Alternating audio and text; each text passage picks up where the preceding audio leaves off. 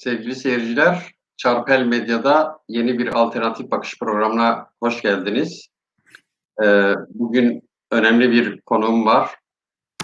Umuyorum ki güzel zaman geçireceğiz. Daha çok yarı teorik bir tartışmamız olacak, sohbetimiz olacak. Bugün biliyorsunuz 28 Aralık 2011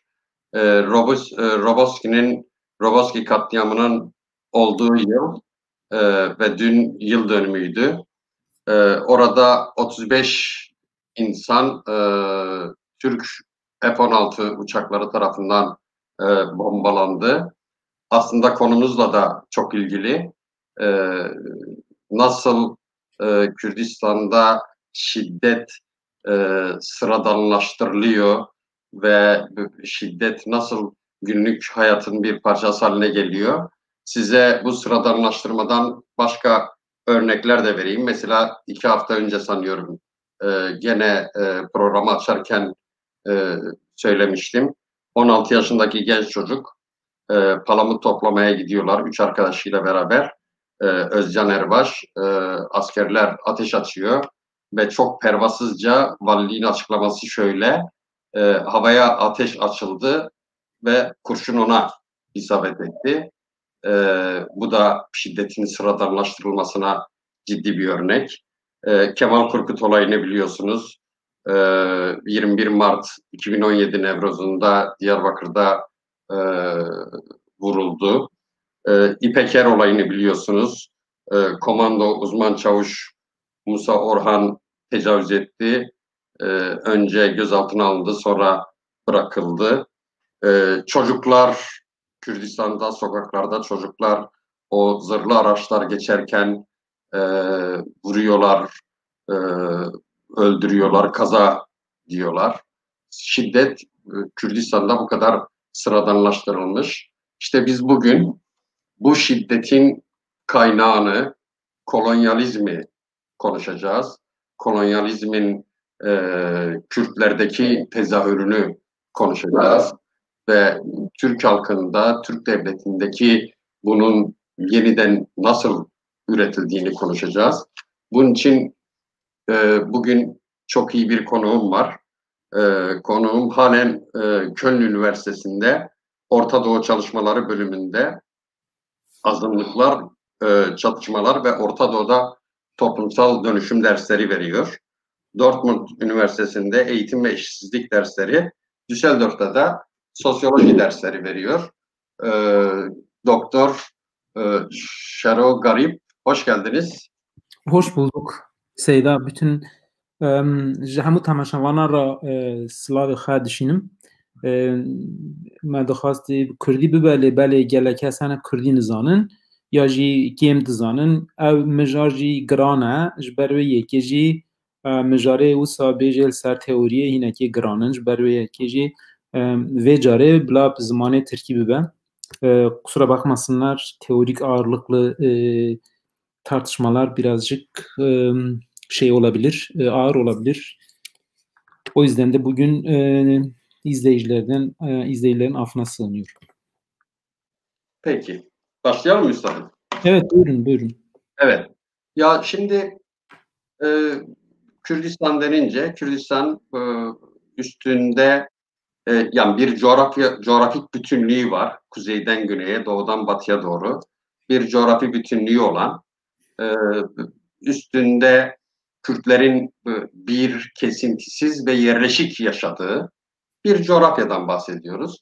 Şimdi böyle bir coğrafyadan bahsettiğimizde bunun statüsünü konuşmak, bu coğrafyanın kendisini konuşmak tabii ki önem arz ediyor. Bu coğrafya hiçbir statüye sahip değil. İşte son 20-25 yıldır güneyde bir statü değişimi oldu, statü kazanıldı.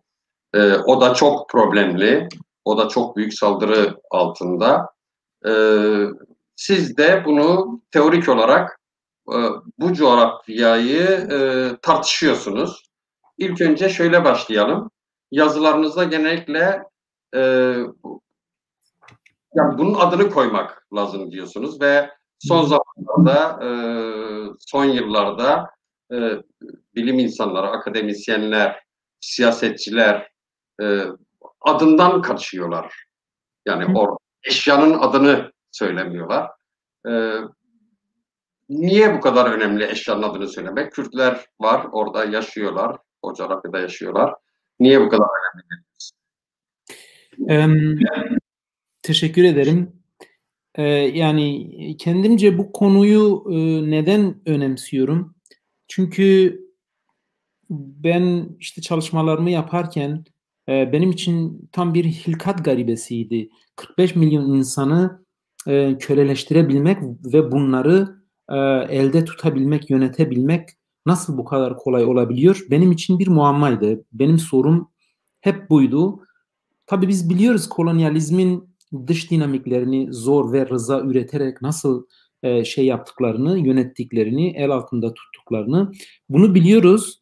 İsmail Hoca'nın da işte devletler arası sömürge Kürdistan'da, onun dışında Said Kırmızıtoprak'ın, Mazlum Doğan'ın, İbrahim Kaypakkaya'nın işte bir sürü, burada belki ismini sıralamayacağım, bir sürü insan tabii ki bu dinamikleri tartıştılar. Fakat bunun yanında kolonyalizmin iç dinamikleri nelerdir? Yani bu sadece zor yöntemiyle olmuyor, rıza da üretilerek oluyor.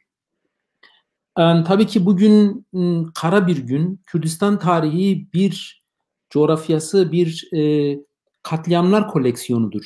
Nereye şey vursanız, kürek vursanız, Güney Kürdistan'dan Kuzey Kürdistan'a, Rojava'ya kadar elinizde hep toplu mezarlar çıkar, kemikler fışkırır. Bir acılar koleksiyoneridir Kürt insanı. Hep acı biriktiriyor. Bir koleksiyonu var. Ve bu coğrafya baştan başa bir şeydir. Katliam coğrafyası yapılmış durumdadır. Bilmiyorum, belki de dünyanın diğer yerlerinde bu kadar çok toplu mezarlar, katliamlar, bu kadar haritası çıkarılmıştır. Haritası, şimdi keşke ben onu hazırlayabilseydim. Derslerimde anlattığım gibi mesela haritası var. Altın arama haritası değil bu tabii ki. Bu kemik arama ve toplu mezarları bulma haritasıdır. Bugün de bir kara gün diğerini aratır. Ve epidemik bir hafıza kaybınız var bununla. Şiddet o kadar yoğunlaştırılmış ve normal hale getirilmiştir ki 1990'larda doğan çocuklar artık bunları bir normalite görüyor. Uçakların uçması, polislerin orta yerde dolaşması. Bu şiddet onların hayatında bizim için belki şey olabilir, belki daha önce şiddeti bu kadar yoğun yaşamamış olanlar için olağanüstü bir durum olabilir. Fakat 90'lı yıllarda doğanlar bu şiddet içinde doğdular. Siz bugün söylediniz işte Roboski'de ya da daha önce Çukurca'da, işte Diyarbakır'da, Cizre'de, size sayamayacağım kadar şeye bağlanıp tankın arkasına zincirle bağlanan, hacı birlikten mi, iple bağlanan, yoksa kafa taslarıyla resim çektiren askerlerin şeyi mi, balkonda duran Uğur Kaymaz'ın rastgele kurşunla ölmesi mi, ön kol vardı, Ceylan Önkol parçalarını ağaçtan topladığı annesinin bir şey var, bir durum var. Siz dediniz ki şiddet sıradanlaşmış. Şiddet tabii ki Kürdistan kolonilerde bu bir sıradanlıktır ve kötülüğün sıradanlığıdır. Kötülük o kadar sıradandır ki artık bir dönem sonra bu realite anonimleşir de. Kimin yaptığı faili belli değildir. Yani sıradan herkes orada şiddet yapma hakkına sahip ve hesap verilebilecek bir durum da yoktur. Durum böyle olunca hani bir kolektif suça döner. Eğer hepimiz suçluysak ortada bir suç işlenmemiştir. Ulus adına işlenmiştir. Herkes de gözünü kapatmıştır. Ama tabii ki bu ezilenler için de farklı bir durum. Eğer ki hepimiz köleysek hiçbirimiz köle değiliz. İçselleştirilmiştir bu durum sömürgelerde. Yani Kürtler içselleştirmişler diyorsunuz. Evet, içselleştirilmiş. Çünkü siz eğer 100 yıl boyunca böyle bir şiddet uygularsanız artık bu şiddetle yaşamınızı sürdürüyorsunuz. Yağmur yağıyor işte, ya da her gün kar yağıyor, ya da her gün fırtına var ve bu fırtınayla bir şekilde hayatınızı devam ettiriyorsunuz. Buna adapte oluyorsunuz. Ve bu içselleştirilmiş. Bunun teorisi de yapılıyor tabii ki. Bunu daha sonra geleceğiz. Neden böyle bir teori yapılıyor? Kürtlerin bu sömürge kolonyal düzenle ilişkisi problemlidir tabii ki. Bir taraftan şiddet görür ama öbür taraftan da can ciğersiniz, kardeşsiniz, kardeşlik teorileri yapılır ve rıza üretilir. Ve siz de bunun bir parçasısınızdır aslında. Yani isterseniz bunu siyasal elit deyin, düşünsel elit deyin, hangisini derseniz deyin, bir parçası olursunuz. Şimdi Birinci Dünya Savaşı'ndan beridir Kürtlerin sömürgecilik düzeniyle doğru dürüst hesaplaşmadığını görürsünüz. Eski dünya düzeni yıkıldıktan sonra yeni devletler kuruldu, ulus devletler. Kürtler geç kalmış bir şekilde ya da yanlış hesaplar yüzünden, aktörlerinin yanlış hesapları yüzünden, iç çelişkiler yüzünden ya da işte talihsiz bir parçalanmışlık üzerinden Kürtler bu modernleşme sürecini yaşamayınca modernleşme sürecinden geç kalanlar diğer ulusların kölesi olmak zorunda kaldılar. Yani bir ulus, bir kimlik, bir devlet inşa süreci, daha sonra da işte buna equality diyeceğimiz eşitlik ya da katılımcılık ve demokrasi bu milletler yaşamadılar. Bu milletlerin yaşamamalarının çeşitli sebepleri var. Tabii ki bunları analiz ederken ben kendimce burada notlar tuttum. Bir, Kürtler geç kalınca Fuat Köprülü onlar zaten gözüne kestirmişler. İki kavmi gözüne kestirmişler. Optimal bir coğrafya düşünüyorlar. Yani çok büyük olmaması gerekiyor. Arap milletlerini içine alsalar çok büyük olacaklar. Kendileri azınlık duruma düşerler. Hristiyanları, Yunanları, şunları bunları alsalar hayır, Müslüman bir şey düşünüyorlar. Coğrafya. Kala kala gözüne kestirdikleri iki kavim var. Biri Arnavutlar, Fuat Köprülü olanların söyledikleri. İkincisi Kürtler. Bunları Türklüğe kazanabileceklerini düşünüyorlar. Tabii Kürtler de bu konuda ciddi bir direniş gösteriyorlar. Bunları incelerken ben kendi açımdan önce bu kolonizasyonun nasıl yaşadığına bakmak lazım. Hangi araçlarla, hangi işleyiş mekanizmaları var ve sonuçları nelerdi? Kürtlerin de işte 1960'lardan sonra bütün dünyada yükselen bir dekolonizasyon süreci var. Kürtler de bundan nasibini aldılar fakat bence çok cılızdı. Çok ciddi bir dekolonizasyon süreci Afrika'daki ülkeler gibi yaşamadılar. Bunların da nedenleri var. Bunların da işte hangi araçlarla dekolonize ettiler Kürtleri, hangi işleyişim mekanizmaları ve hangi sonuçları var. Sonra biz peki biz şöyle yapalım mı? Önce yani bu kolonileştirme sürecinin Kürtlerdeki tezahürü nasıl oldu ve protez akıl diye bir kavram kullanıyorsunuz.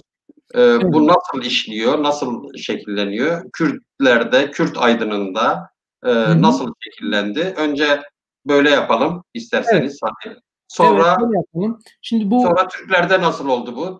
Oraya bakalım. Devlet nasıl üretti bunu? Nasıl şey yapıyor, yerleştiriyor? Öyle gidelim isterseniz. Tamam.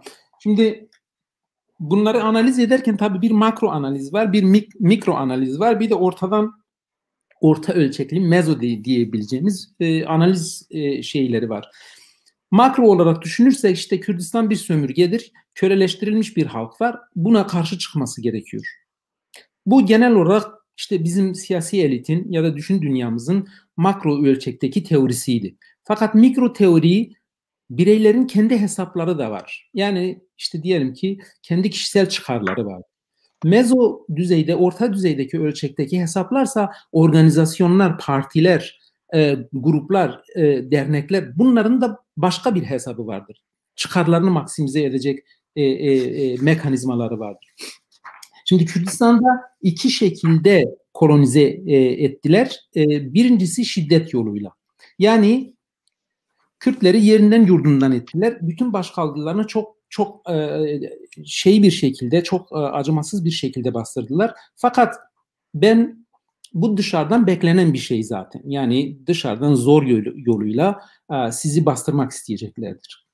Fakat içeridense ben Kürdistan'daki kolonyalizmin iç dinamik olarak bir sızıntı olarak siyaset, aydın ve ruhban sınıfının aracılığıyla kültürel bir kolonyalizmin ekonomik bir kolonyalizmden, yani altyapı yoluyla değil üst yapı yoluyla daha erken girdiğini düşünüyorum. Yani ortada bir komprador burjuvazi yok. Solun, Marksizmin iddia ettiği işte ulusal burjuvazi işte diğerleriyle şey yapar. Evet, ağaların, şunların, bunların şeyi var. Kendi çıkarları için bir işbirlikçi durumları var. Fakat bu işi teorize edecek, meşrulaştıracak gruplar ruhban sınıfı, aydın sınıfı ve bunların hepsi aslında hep Birinci Dünya Savaşı'ndan sonra İstanbul merkezlidirler. Bedirhanilerden tutun diğerlerine kadar. Ve dolayısıyla kolonyalizmi beraberinde oraya taşımışlardır. Bugün de öyledir. Bugün de işte kolonyalizmin modern ajantaları vardır. Neokolonyalizm diyeceğimiz. İkincisi tabii ki... Yani yanlış anlamadıysam şöyle bir şey diyorsunuz. Türk metropollerindeki Kürt entelijansiyası aslında aynı zamanda yeni sömürgeciliği taşıyan bir işlev kazandı diyorsunuz. Kesinlikle. Kesinlikle. Bunun nedenleri şunlar. Mesela kolonyalizm tabii ki meşru araçlar üretmek zorunda, rıza üretmek için. Bir yandan diyelim ki kaynak aktarımı varken demir yolları yapılır. Aynen şeydeki gibi, deniz aşırı kolonilerdeki gibi demir yolları ya da uçaklarla silahlar taşınır orayı bastırmak için. Beraberinde doğal kaynaklar taşınır. Fakat bu doğal kaynakların yanında sadece doğal kaynaklar talan edilmedi. Kürt insanının kendisi beyni talan edildi. Mesela diyelim ki aslında ilk başta İnönü onlar kararsızdır. Hani okulları açarsak bilinçlenecekler, bilinçlenmezse Türkleşmeyecekler ya da işte okulları yapmadığımız zaman. Böyle bir dilema var aralarında. Fakat modernizmin şeyi şuydu, Ecevit'in ve diğerlerinin aklı şuydu. Eğer ki modernleşme gerçekleşirse, su, elektrik ve şehirleşme iş olursa, avukat olursa bunlar niye şey olsun ki, niye etnisitesine bu kadar bağlı kalsın ki, yeni kimliğini, refahı kimliğe tercih edecektir. Benim kişisel görüşümse bu iki karşılıklı birbirine ters etkiler var. Siz Kürtleri teritoriumdan uzaklaştırdınız, boşaltma yöntemiyle, sürgün etmek yöntemiyle orada entegre oluyorlar. Avukat oluyor, işte ne bileyim öğretmen oluyor, çocuklara entegre oluyor, dil açısından entegre oluyor. Geliri artıyor, gelir ve refah arttıkça bu adam niye avukatken niye şey yapsın ki, bu devletle düşmanlaşsın ki? Fakat bu gelir etkisinin yanında bir de bilinç etkisi var. Yani bu insan bilinçlendikçe kendi haklarından yoksun kaldığını bilecek ve dolayısıyla başka araçlarla şeyi yürütecek, mücadelesini yürütecek. Şimdi bunlar bunu biliyordu tabii ki. Yani bu çelişkinin, bu sömürge fabrikaları dediğimiz, yani diyelim ki Kürdistan'da özellikle Türkiye'deki okullarda bu böyle değildi. Fakat yatılı bölge okullarını özellikle Kürdistan'da bir sömürge fabrikası olarak, kültür kırım makineleri olarak inşa ettiler ve oralarda çocuklar eğitildi. Bunların bütün beyni, bütün güzelliği, varsayalım ki iyi ressamsın, iyi edebiyatçısın, hepsi işte bakınız mesela diyelim ki Cemal Süreyya'dan tutun da bir sürü edebiyatçıya hepsi kaynak olarak bir diğer ulusun harcı olarak, ham maddesi olarak kullanıldılar. Oraya giden işçiler bir proletaryası olarak, kolonyalizmin proletaryası olarak oralarda en düşük ücretle çalıştılar. Yani alabildiğince beyin sömürüsünden tutun iş sömürüsüne kadar bütün bir şekilde o sömürge fabrikalarından çıkan insanlar oraya hizmet etmek zorunda kaldı. Peki bu sömürge fabrikaları diyorsunuz, aynı zamanda peki Kürt modernleşmesi diye bir şeyden bahsedemeyecek miyiz? İşte mesele o. Kürt modernleşmesi şuydu. Modernleşme dediğimiz şey bir authority, yani yaşadığınız teritoriumun üzerinde bir otorite olacak. Buna devlet inşası diyoruz. 2, identity diyoruz. Ulus inşası, ulusal kimlik inşası diyoruz. 3, equality diyoruz. Yani katılımcılık, eşitlik, yani yasalar eşitlik, işte o eşit oy hakkına sahip ama katılımcı demokrasi dediğimiz, bunların hiçbirini aslında Kürtler yaşamadı. Devlet inşası yok ortada. Bir ulus inşası peşindeler Kürtler. Devletsiz olarak bir ulus inşa etme peşindeler. Fakat bu ulus inşası yarıda kalmış durumda. Bunun şeylerine geleceğiz. Neden bu ulus inşası yarıda kaldı? Hem Kürtler kendileri bu aktörleri bu işi yarıda bıraktı, hem de devlet bunun önünü kesti. Şimdi dekolonyalizm 1960'ta başlayınca çok cılız başlıyor aslında. Teorik olarak çok güçlü değil aslında bana sorarsanız. Dekolonyalizm dediğiniz kavramı biraz açar mısınız? İzleyicilerimiz de şey yapsın. Yani sömürgeciliğe karşı bir bağımsızlık hareketi başlatmak. Sömürgecilikten kurtulma çabası. Mesela, evet, kurtulma çabasına işte biz dekolonizasyon diyoruz.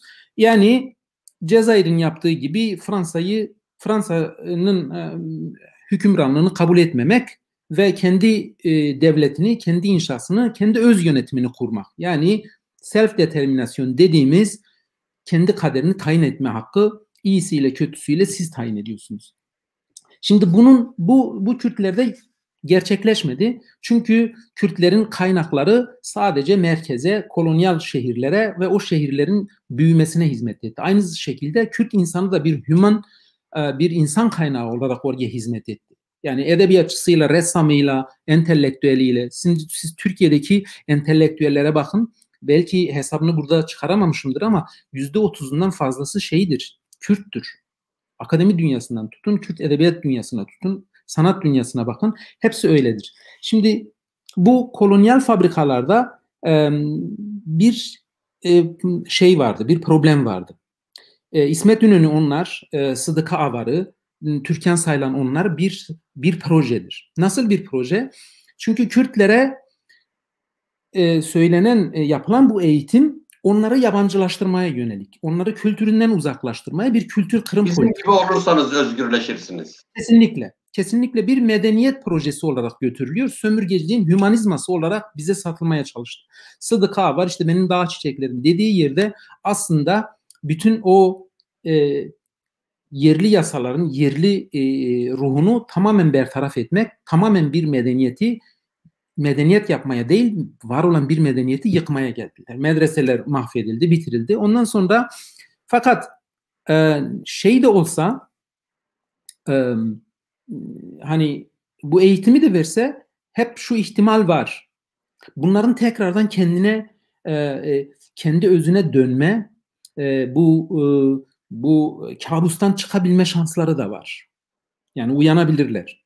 Bunun için kolonyalizm bir teknoloji icat etmiştir. Protez akıl. Bu protez akıl, işte bir protez diş düşünün, bir protez ayak düşünün. Refleksif değil.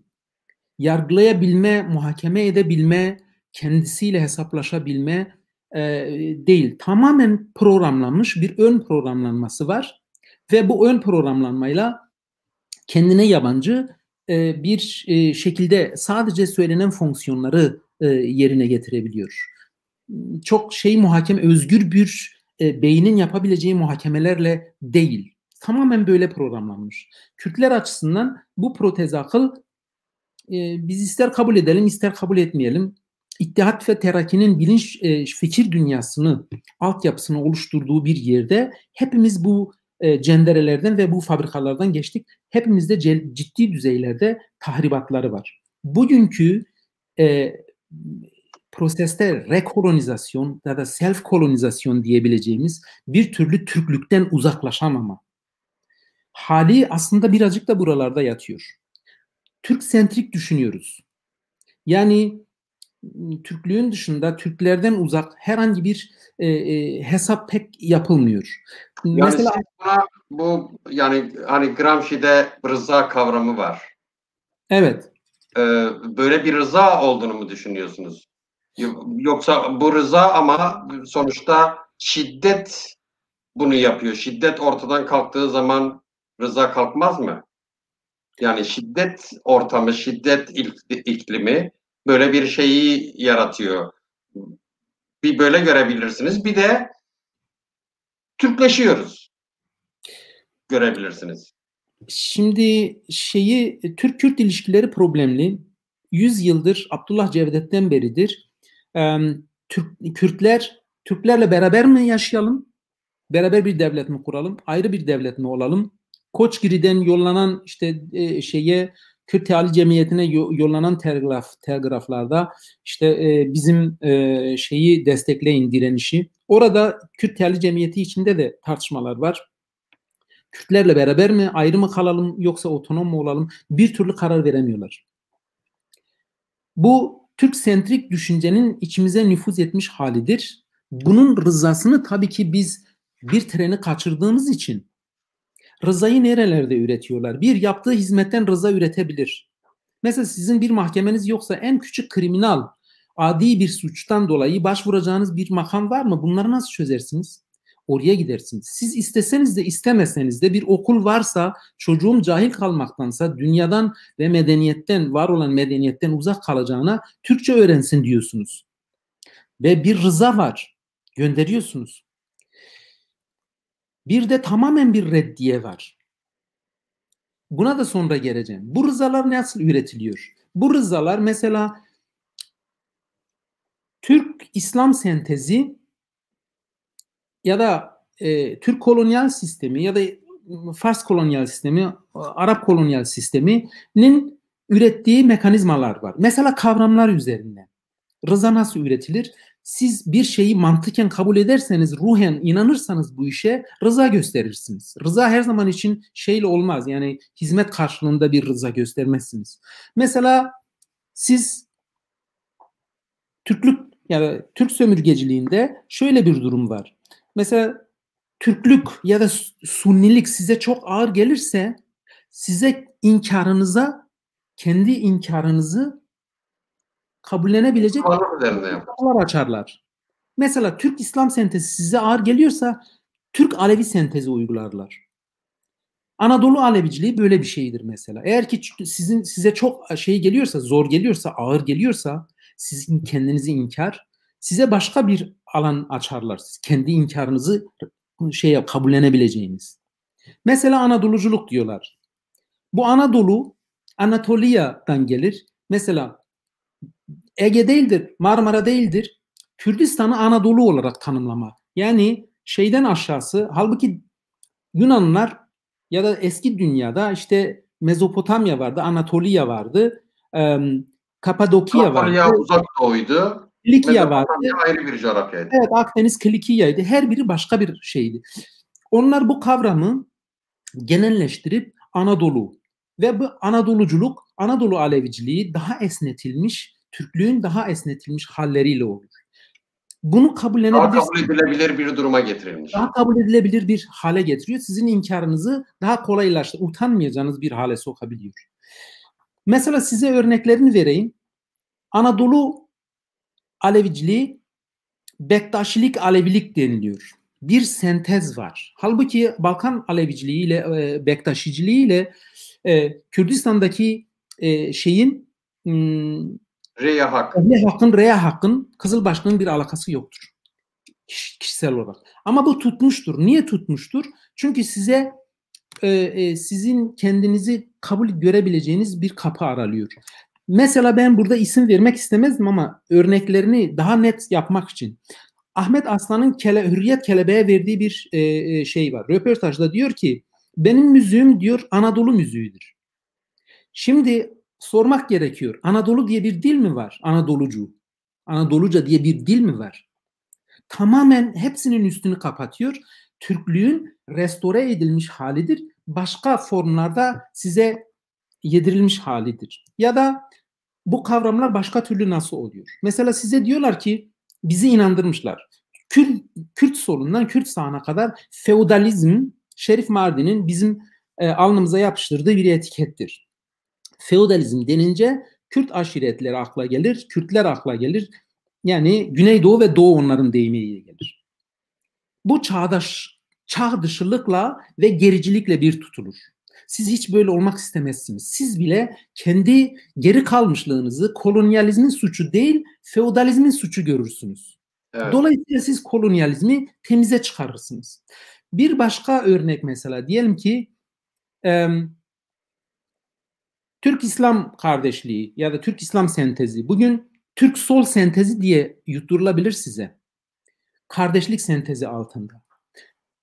Ya da mesela size yarı göçebelik diyorlar. Yarı göçebe olmanız demek sizin hiçbir zaman o topraklarda o toprakların sahibi değildiniz. Geziciydiniz. Hep geziciydiniz, göçebeydiniz. Şimdi siz eğer ki bunları kabul ederseniz bu kavramlar üzerinden siz meşruiyetinizi kaybedersiniz ve onların meşruiyetini şey yaparsınız, kabullenirsiniz.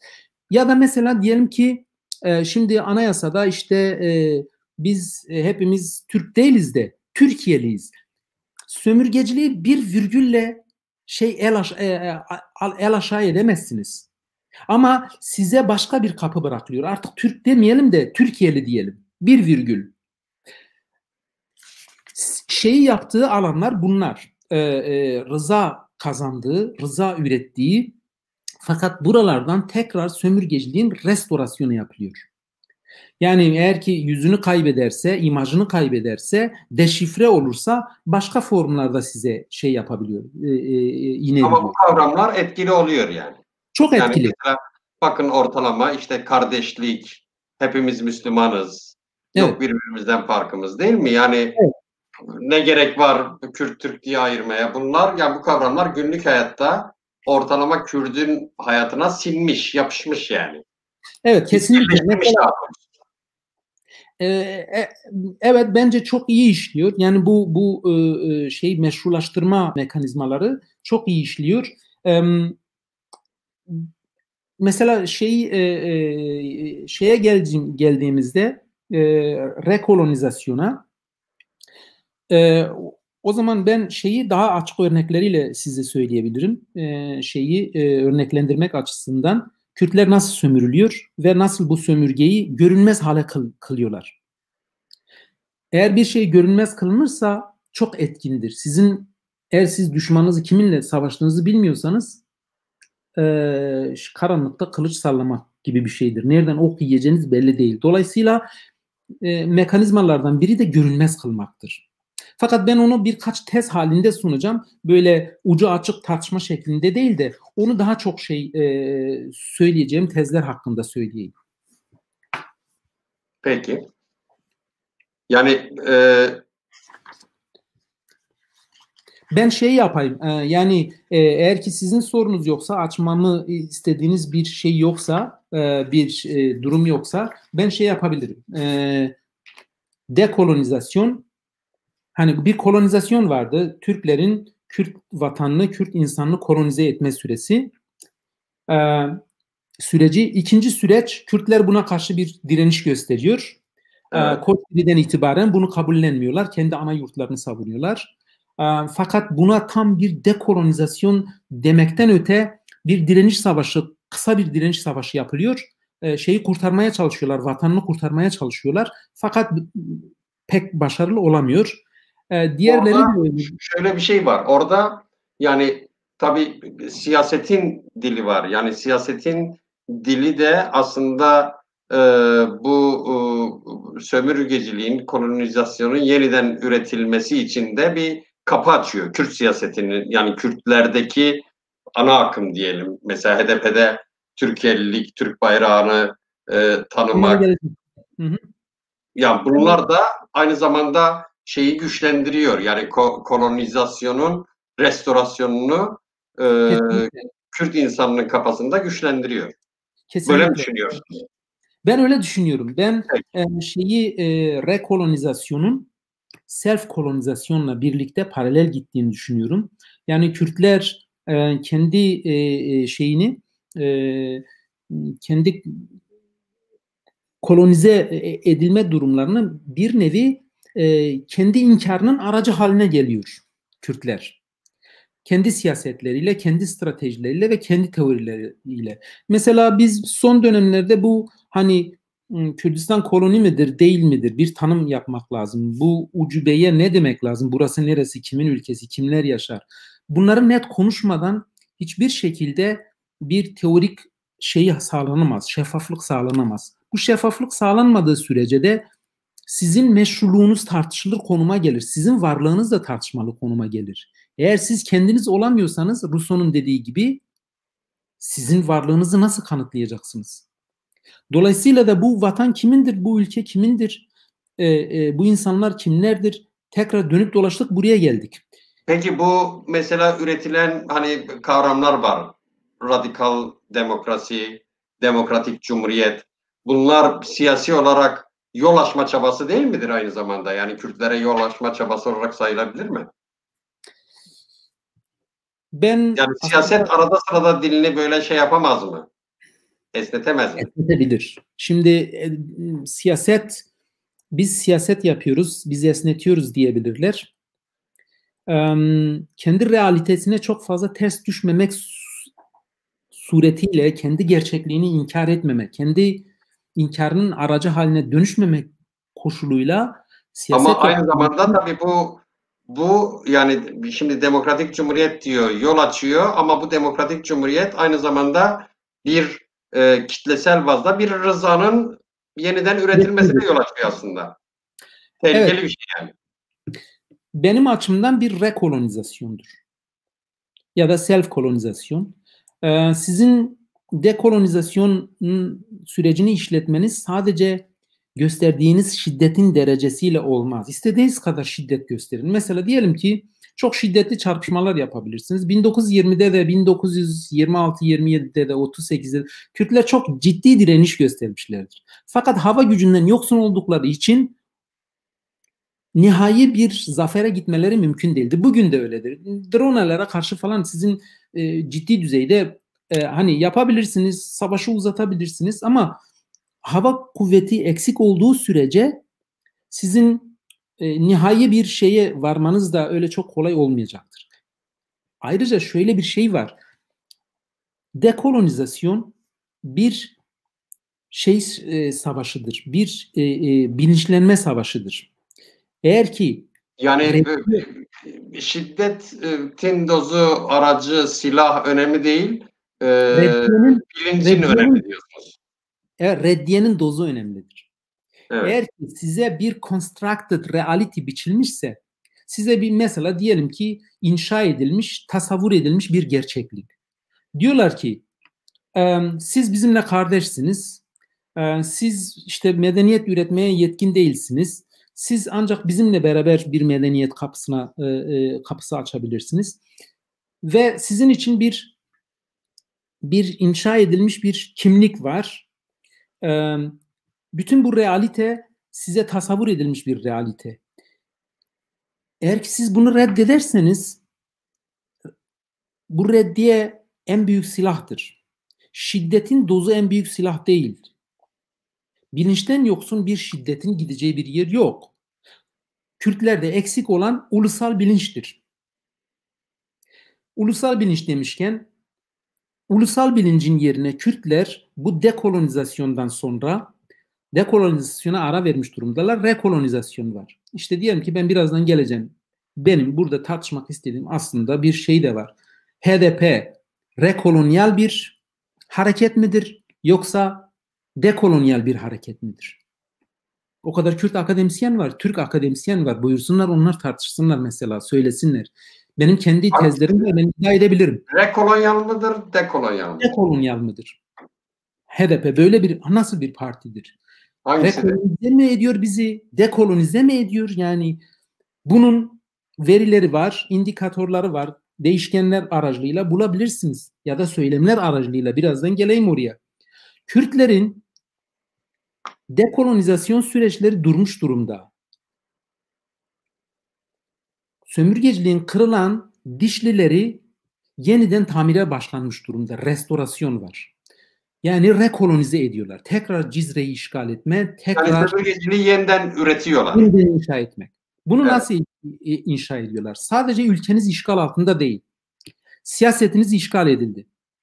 Kürt aktör yok ortada. Kürt aktör yok. Eğer ki biz Türkiye Partisiyiz derseniz ortada Kürt Partisi yok. Evet. Kürt basını işgal edilmiş durumda. Kürt siyaseti neden işgal edilmiş durumda?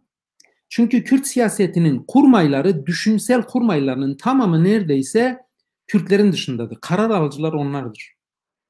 Siz Ve buna kayyum demiştiniz zaten. Kayyumlar evet, demiş. evet. Ben şimdi biraz sonra oraya gelirim. Kürt basınına bakın. Her bir Kürt gazetesinde en aşağı 5-10 tane Türk aydın var. Ve yazıp duruyorlar, bizi aydınlatıyorlar. Akıl babalığı yapıyorlar. Kürdistan Akademisi, Kürt düşün dünyası, sanat dünyası, bütün bunların hepsi kolonize edilmiştir. Bütün bu keşmekeş ortasında kimse şey diyemiyor mesela. Bu bir rekolonizasyon mu, bu bir dekolonizasyon mu? Bir sömürgecilik hümanizması olarak habire bize kardeşlik teorisi sunuluyor. Ya da mesela ben birazdan tezlerimi ileri süreyim. Yeni rekolonizasyonun, self kolonizasyonun şeyleri neler, göstergeleri neler? Mesela yeni konsept din meşrulaştırma araçları. Diyorlar ki yasada eşit yurttaşlık hakkı diyorlar. Evet. Bu bir yerde tekrar kolektif haklar değil, bireysel haklar üzerinden bizi tasnif ediyorlar.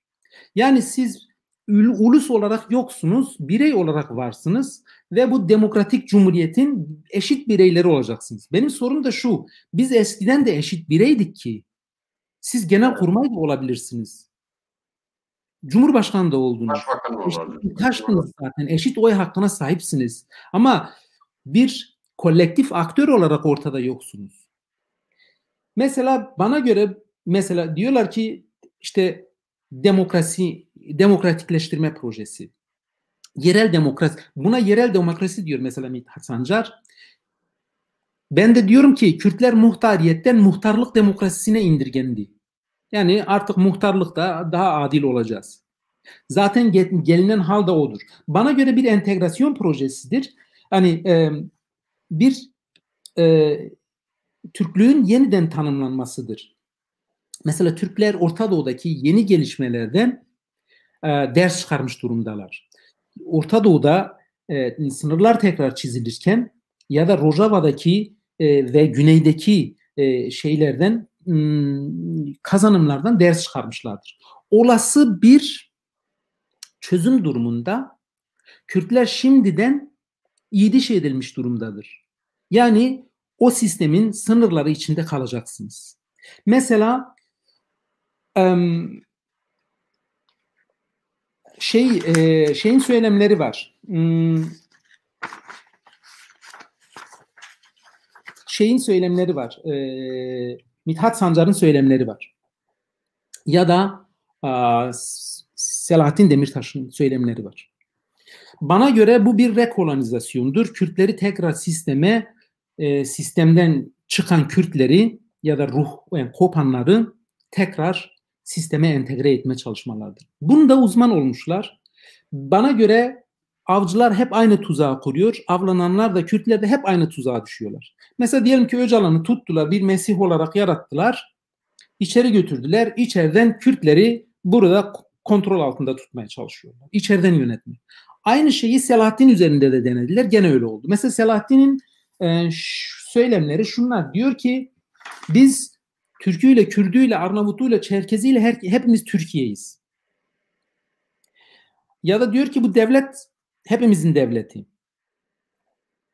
Eğer ki bu devlet hepimizin devleti ise bizim dilimiz neden yasak o zaman? Eğer ki bir sömürgeci devlet değilse.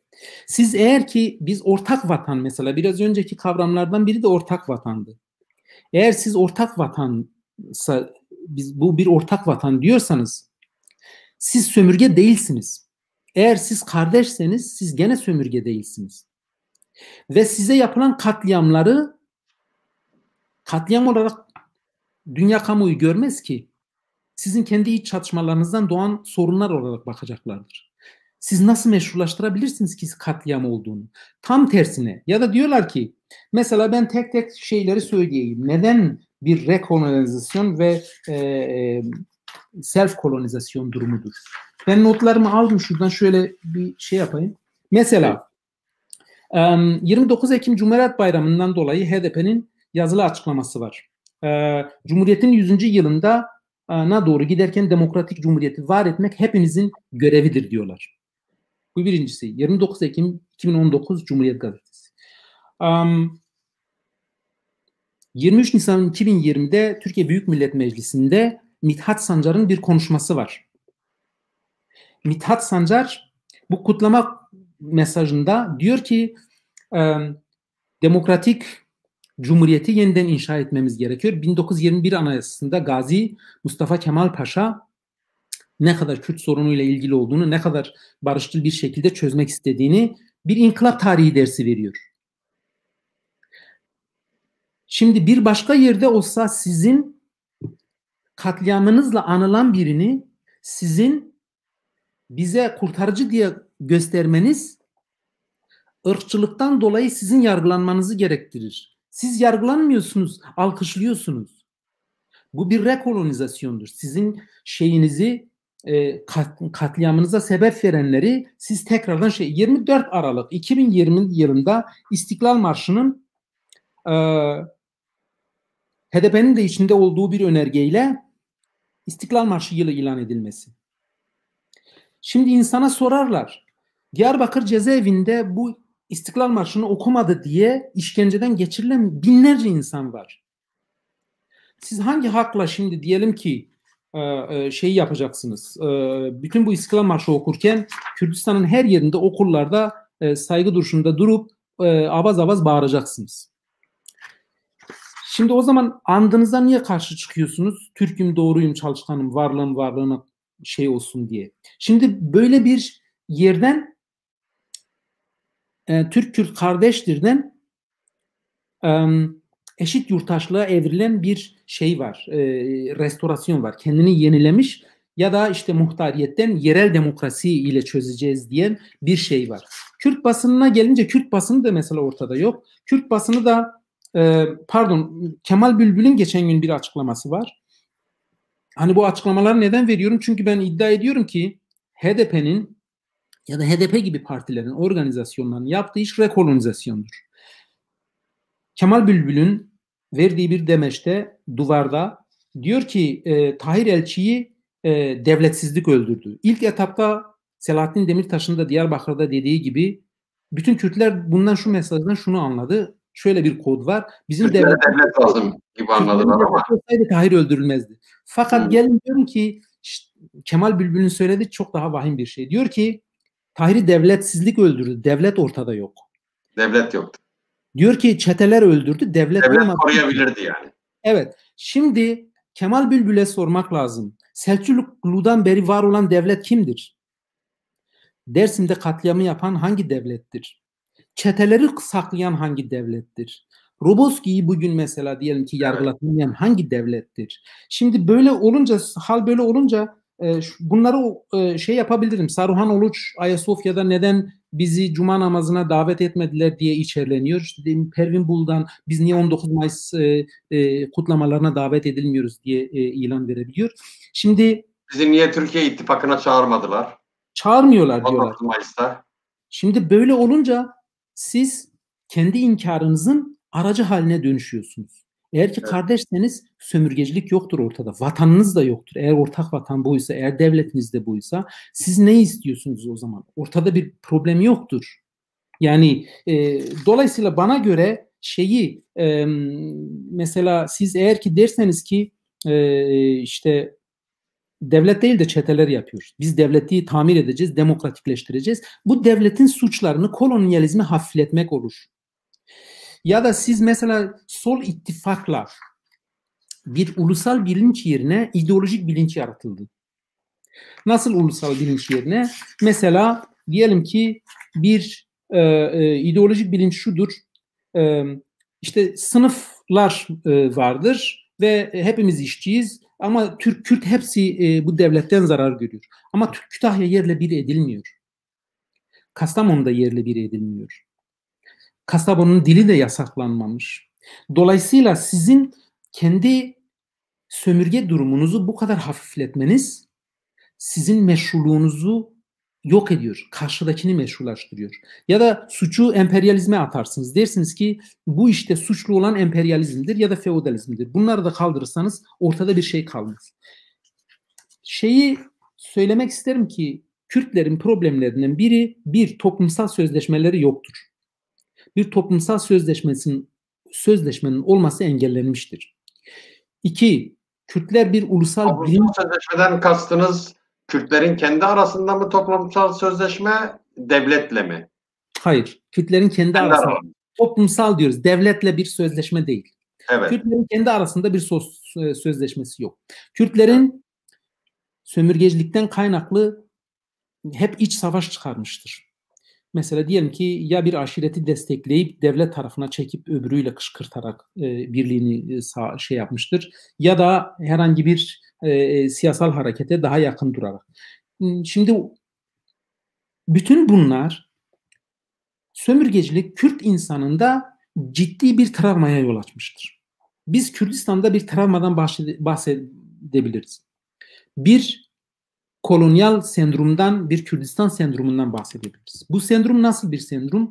Kürtler öyle bir duruma geldiler ki çoklu kimlikler arasında artık ağır bir baskıdan dolayı çözülmeler başlıyor. Hibrit alanlar oluşmaya başlıyor. Yani Kürtler artık çoklu kimliklerde şey olabiliyor, çözülmeler olabiliyor. Mesela bu ciddi bir travmadır. Türk müsün, Kürt müsün, Türkiye'li misin? Bunlar ciddi bir tahribata uğradı. Zaten sizin kültürünüz çocukken sizin utanacağınız bir hale getirilmişti. İyice bombardımana tabi tutulmuştu.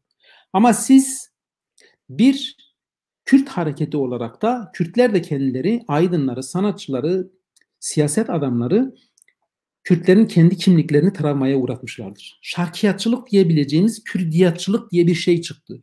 Yani Kürtlüğü pazara götürüyorsun, ucuz halde oranın buranın ham maddesi yapabiliyorsun. Kürt ulusal sermayesini, kültürel birikimini, bütün hepsini sen tutup başkasına verebiliyorsun. Bir sözleşme yok, ulusal sözleşme yok. Başka halkların soluyla ya da sağıyla, Müslümanıyla bir ideolojik sözleşme içine giriyorsun. Bu siyaseten korrekt değil, çok doğru değil bu iş. Ve bu Kürtler arasında Kürtlere uğrattığı bir travmadır. Bir kimlik bunalımı yaşıyor Kürtler aslında. Mesela diyelim ki işte ya Zaza mıyız değil miyiz, Alevi miyiz değil miyiz, işte Türk müyüz değil miyiz? Öyle bir kültürel yani şey demiyor ama Aleviyim diyor. Evet, kaçıyor. Eziliyim diyor.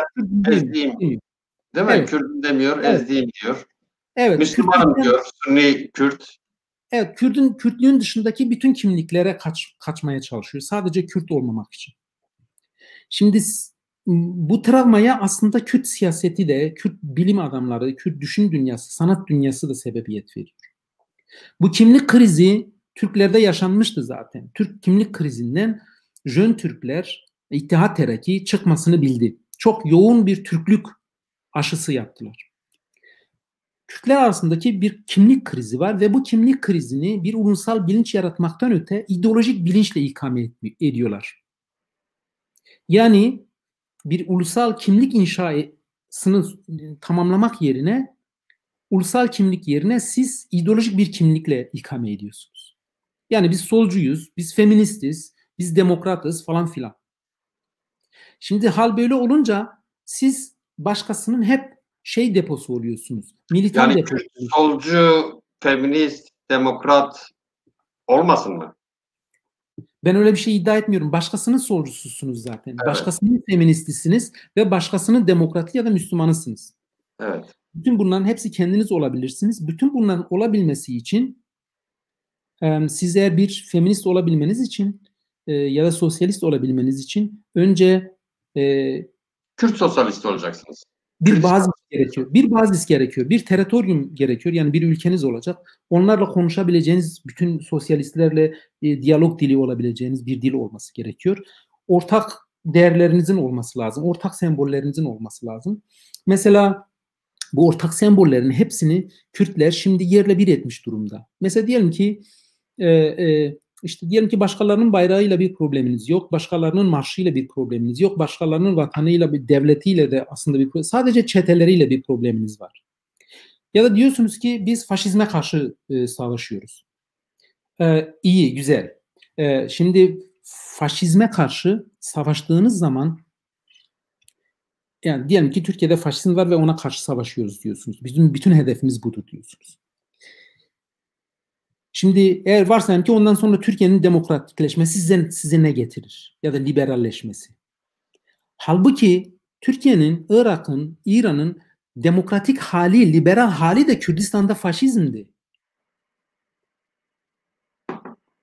Evet. Yani sömürgecilik faşizmin en ağır türlerinden biridir aslında. Ve bunu kabullenmiyorsunuz. Sizin ülkeniz yok sayılıyor ve sizin bir mutlak kapitülasyona davet ediyorlar. Diyorlar ki siz eğer ki sosyalist olacaksanız, feminist olacaksanız, demokrat olacaksanız ya da işte üniversitelerden diploma alacaksanız ancak bu bizim medeniyet kapımızdan geçerek olur. Başka türlü olmaz diyorlar. Ve Kürtler de şimdi dönüp dolaştıkları nokta, geri geldikleri nokta bu. Dolayısıyla ben bunun bir self kolonizasyon, kendi kendini kolonize eden, köleleştiren ya da rekolonizasyonu kolaylaştıran iştirakçileriyle beraber bir süreç olduğunu düşünüyorum. Peki. Peki Türklerde bunun şeyi nasıl üstadın? Mesela Türk Aydını'nda siz kayyum dediniz onlara. Onlar size sağcı dediler. Sen sağcısın dediler. Ee, Sağcı mısınız siz? Yani kendinizi sağcı mı görüyorsunuz?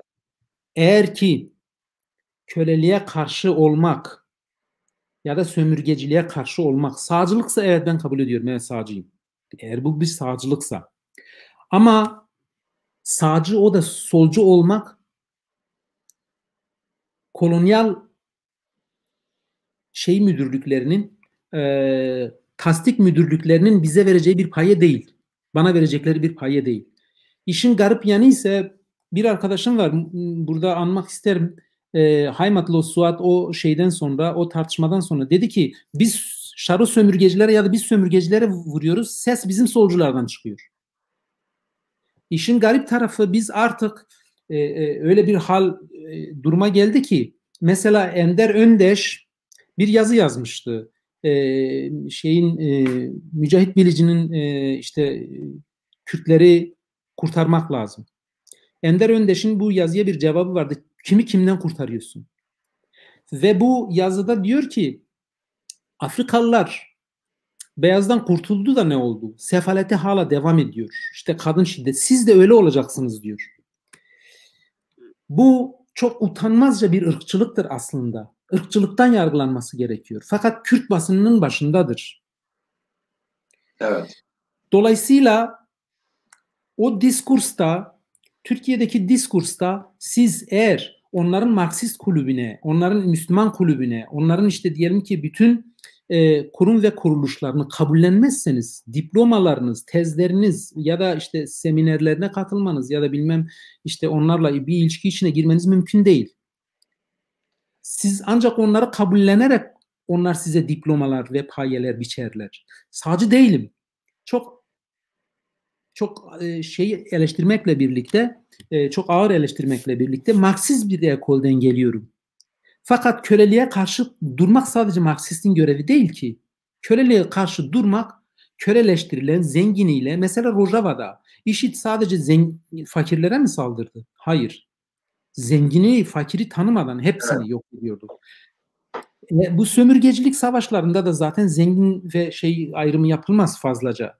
Evet bedelini aşağı sınıflar daha fazla öder. Fakat bu haysiyet sınavında hiç ayrım yapılmaz. Ve bu haysiyet ayrımında bir insanlık suçu işlenir. Bu insanlık suçundan herkesin utanması gerekiyor. Sağcı değilim fakat dediğim gibi eğer köleliğe karşı çıkmak, sömürgeciliğe karşı çıkmak eğer ki sağcılıksa benim için bir ayıbı yok bu konuda. Ben köleliğe karşıyım. Ulusların köleliğine de karşıyım. Şimdi Türk aydını bir kolonizatördür. Yani biz mesela diyelim ki eskiden gördük işte mesela Yalçın Küçük'ü, Mihri Belli'yi, işte Doğu Perinçe'yi ve nicelerini. Bugün daha fazla profesör var. Bunların hiçbiri mesela bu kardeşlik kavramı içinde düşünmez. Mahabat'ta ne oluyor ne olmuyor. Mahabat yerle bir olsa da umrunda değildir ki. Onların bizimle yaptığı kardeşliğin zemini misak-ı millinin dışında değildir. Öyle bir kardeşlik yok da varsayalım ki öyle olduğunu. Sadece o tahayyül içinde düşünüyor. Ve Türk aydını Kürdistan'da Sağ ya da sol. İkisi de ister istesin ister istemesin bir kolonyal mekanizma var ve o kolonyal mekanizmanın birer parçasıdır. Bunu kırabilen çok az insan vardır. İsmail Beşikçi gibi, işte ismini birkaç kez daha belki de birkaç insan ismini verebileceğim bir şey insan vardır. Fakat onun dışında bu bir mekanizmadır. Ve bu mekanizmadan herkes fayda sağlıyor. Sağıyla soluyla. Ayrıcalıklı konum onlara aittir. Bu kardeşlik çok adil olmayan bir kardeşliktir. Kazanç olursa Çanakkale'de sen ölürsün, kazanırsa onların hanesine geçirilir. Kaybedenlerse sizsiniz. Mesela Fanon, mesela bu sosyalizmin ya da işte Müslüman kardeşliğin falan örneklerine bakalım. Fanon Nazi işgaline karşı Fransız sosyalistleriyle yan yana savaşmıştır. Cezayir'de böyle bir durum yoktu. O Nazilere karşı sosyalistlere dayanışma içinde olan Fanon Cezayir'de aynı durumu görmez. Evet. Bizim için de durum mesele biraz öyle. Şeyi mesela diyelim ki bir fark daha var. Bitişik sömürge olmasından dolayı ve de Türk diliyle bu kadar çok asimile olmalarından dolayı Türk aydını fikirsel anlamda diskursta Kürt düşün dünyasını şekillendiriyor. Bundan kopmadığımız sürece ciddi teorik bazda bir berraklık getirmemiz mümkün değildir. Yani Türk akademi dünyası, Türk entelektüel dünyası, Kürt düşün dünyasını tamamen kolonize ediyor. Şeyden bahsediyorsunuz, bu e, kültür fantazisi, yani e, fantazi yaratıyor kolonyalizm Kürt'ün aklında ve o fantazilerle e, şey yapıyor, düşünüyor. Biraz onu açsanız. Şeyi bir melankoli yaratır. Mesela Türkiye'de dedik ya, hani mesela kendini sistem içinde görmeyenlere ikinci bir kapı açar. Kabullenebileceğiniz, daha yumuşak, daha sizi utandırmayacak türlü şekillerde mesela mahkemede sanki adalet dağıtacakmış gibi davranır size. Hatta bazen serbest de bırakır. Bunlar niye yapılıyor? Çünkü hani tamamen sizi dışlasa sizin bir beklentiniz kalmayacak ondan. Gizli bir beklenti vardır. Kürt insanında ya da sömürge insanında benim kişisel görüşüm, bu ağır cendere sayılan sömürge fabrikalarında, sadece orada değil, camilerde, sokakta, her tarafta Türk entelijansında, diskursunda çok ağır bir şekilde siz hırpalanırsınız, değerleriniz hırpalanır, hiçbir şekilde nefes almazsınız. Bütün bunlar öyle bir hal olur ki siz, yani o sömürgeciler de birer anestezi uzmanı gibidir. Sizi nerede felç edeceklerinizi, ruhunuzu ve beyninizi nerede felç edeceklerini çok iyi biliyorlar. Yani mesela diyelim ki evrenselci teorilerle, sömürgeci hümanizmayla size yaklaşıp sizi acıyı duyumsamayacak şekilde yapabilirsiniz. Mesela şöyle diyorlar size: acıları yarıştırmayalım. Sanki Kütahya'nın acısıyla Cizre'nin acısı birmiş gibi böyle bir fütursuzca size şey yapabiliyorlar. Kulağa hoş geliyor ama ben insanım yani diyor, ben şey değilim. Oysa ki bunlar doğru değil. Bunlar tamamen birer anestezi uzmanıdırlar. Yani ruhunuzu nasıl şey yapacaklarını, bir anesteziye uğratacaklarını, kültürünüzü nasıl bir anesteziye uğratacaklarını çok iyi biliyorlar. Ve siz hissetmiyorsunuz. Roboski oluyor, geçiyor, bir başkası geliyor. O geçiyor, Cizre oluyor. O geçiyor, Hacı Birlik oluyor. O geçiyor, Afrin oluyor. Hiçbir şekilde birkaç günlüğüne o anestezinin acısını duyuyorsunuz, sonra duymuyorsunuz. Şimdi hal böyle olunca bu çok ağır bir şekilde, yılların verdiği bir şekilde bu baskı arttıkça siz melankolik bir hale geliyorsunuz. Sanki bir Mesih gelecekmiş gibi sizi kurtaracak bir parmak ucuyla ve siz kurtulacaksınız. Mesihvari bir toplum olursunuz. Çok melankolik, kendi içine kapanan, sürekli şeyi yapan, realitesinden kaçan. Ona şey yapılmış bir havluda, tasarlanmış bir havluda bir realite gösteriliyor ve bu sensin diyorlar. Kendi realitesinden sürekli kaçar ve bu onu çok melankolik bir ruh haline sürüklüyor. Bu melankolik ruh hali programlanmıştır önceden. Bu melankolik ruh hali mesela bana göre hep gizliden bir şey var. Efendiden bir beklentisi var. Ya düzelir. Mesela Kürtler şimdi şöyle diyor. İşte bir dönem Kürdistan'da işte Gaffar Okan falan birkaç asker ya da bir subayın reddi, AKP'yi reddi. Bu melankolik bir durum. Bu dizilerde üretiliyor zaten, size programlanıyor. Gidersiniz, solcusu, sağcısı, yurtseveri hepsi Türkiye'de bir müpteladır bu dizilere ve bu dizilerde, bu okullarda size çaresizlik öğretilir, size itaat öğretilir, yeniden üretilir ve kanınıza işler. Çok melankolik bir ruh hali içine girersiniz ve gizli beklentiniz vardır hep efendide. Türkiye'deki Kürtlerin şu an geldiği halde odur. Gizli bir beklenti var efendiden. Ve efendiyi terbiye ederek dönüştüreceğini düşünüyor. Muhtemelen şunu düşünüyorlar. Yani bütün Cizre'deki, Diyarbakır'daki polisleri eğiterek, kardeşlik hümanizmasını onlara öğreterek ve onlar da şey yapacak, saf değiştirecek. Vay benim kardeşim, barışıp gidecekler. Siz zannedersiniz ki bu durum böyle olacak. Halbuki Aime Sezare onların da bir şeyi var.